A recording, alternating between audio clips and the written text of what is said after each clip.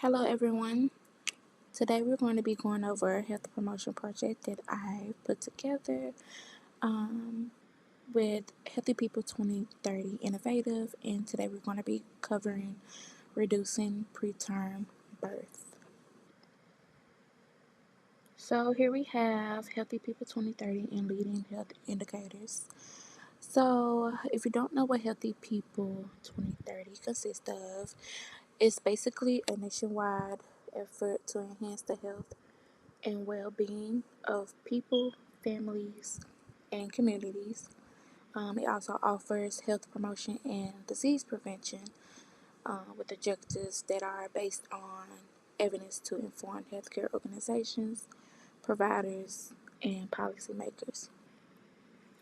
Leading health indicators are a key aspect of Healthy People 2030.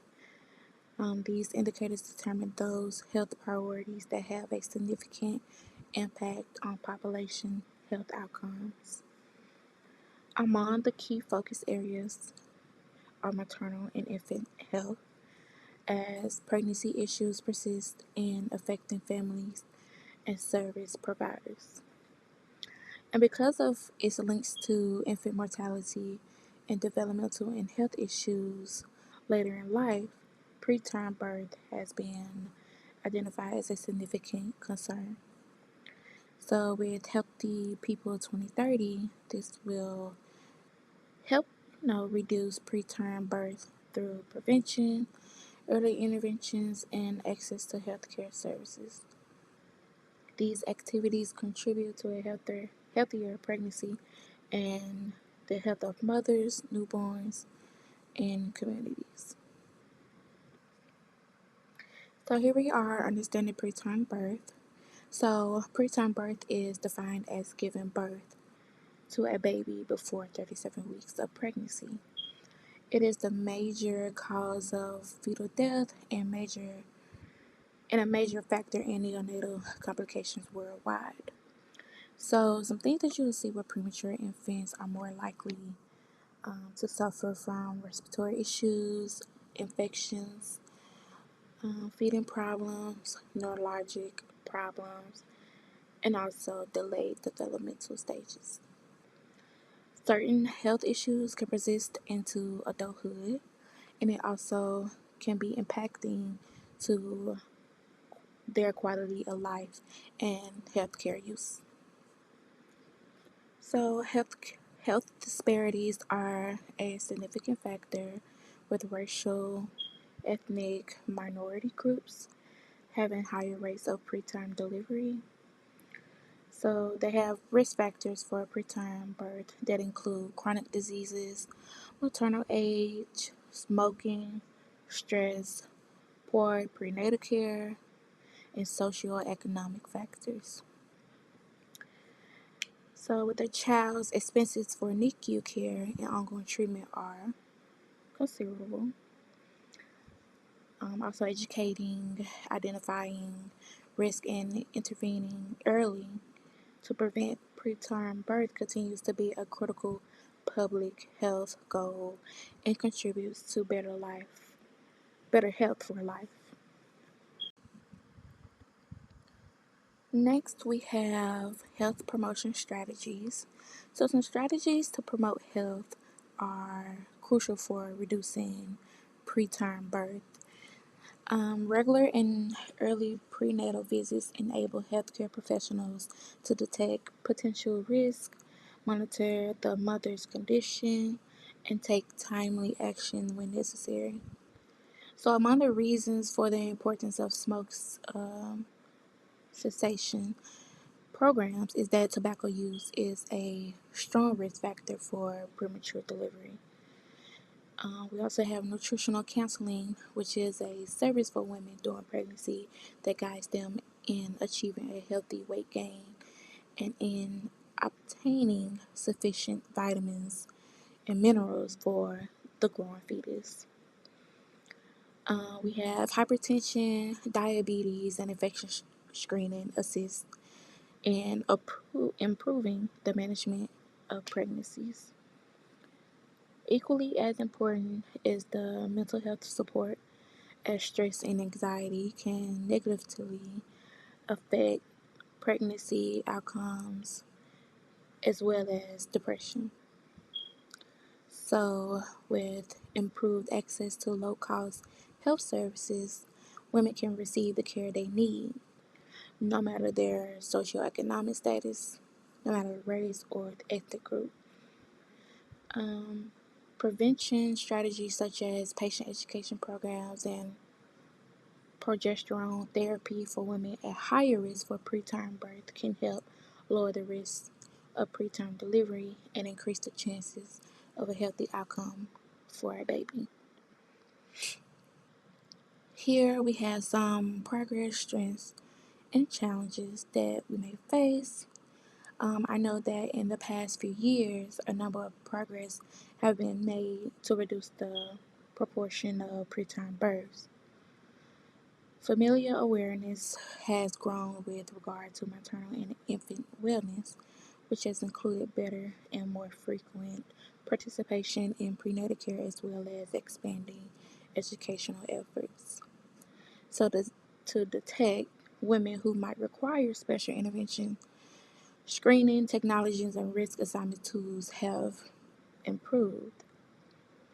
So, a significant advantage of this is the increasing focus on prevention in healthcare and working across disciplines for Healthy People 2030.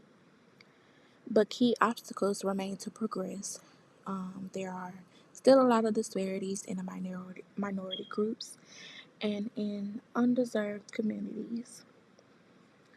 The lack of access to healthcare facilities, transportation issues, lack of insurance, and financial difficulties, and many other factors can all contribute to delayed prenatal care, which could also lead into preterm delivery. There are also social determinants of health that have a significant impact on adverse pregnancy outcomes, which are including housing instability, poor nutrition, and also chronic stress. The challenges need to be addressed by ongoing investments in maternal health programs and policies in order to meet national targets. So, the nursing role in reducing preterm birth. We all know that nurses are vital to supporting mothers' health and lowering the risk of preterm birth. So, with prenatal education, it teaches nurses to share information with expectant mothers about nutrition, exercise, warning signs, medication compliance, and healthy lifestyles. Nurses make a thorough evaluation to determine if women are at higher risk of complications during pregnancy and provide appropriate referrals. Another important duty is to support mental health as emotional health affects maternal and infant outcomes. Nurses also promote equality in the provision of healthcare services and engage in community outreach activities to reach vulnerable populations. So, with physicians, social workers, nutritionists, and public health involvement, this will facilitate continuity of care and better outcomes for our mothers. Prenatal visits should be conducted on a regular basis so that any complications can be identified early and interventions taken swiftly. Nurses are making a significant contribution to achieving Healthy People 2030 goals in maternal and infant health by focusing on prevention, education, and advocacy. So here we have goals in our future direction with Healthy People 2030. They aim to promote maternal and infant health by reducing preterm birth and its complications. This goal needs to be achieved in a coordinated way across the healthcare sector, policymakers, public health, and communities. With improved prenatal services and preventative healthcare programs, can have a major impact on reducing adverse pregnancy outcomes. So, enhancing community based support systems will create extra resources for pregnant women who are socially and economically vulnerable. We have social determinants of health, which are an essential part of long term success, as income, education, housing, and transportation all directly impact healthcare access. Ongoing patient education is crucial for women to make informed decisions about their healthcare and to adopt healthy behaviors that support healthy pregnancies. So, to reduce disparities within vulnerable groups, equitable care delivery is needed. So, evidence based interventions, policy changes, and nursing leadership can continue the steps to lower the number of women who give birth preterm and to improve the health of mothers and infants across the country. And here I have are my references to everything that we have discussed. If you have any comments, questions, or concerns, please feel free to leave in the comments below. Thank you.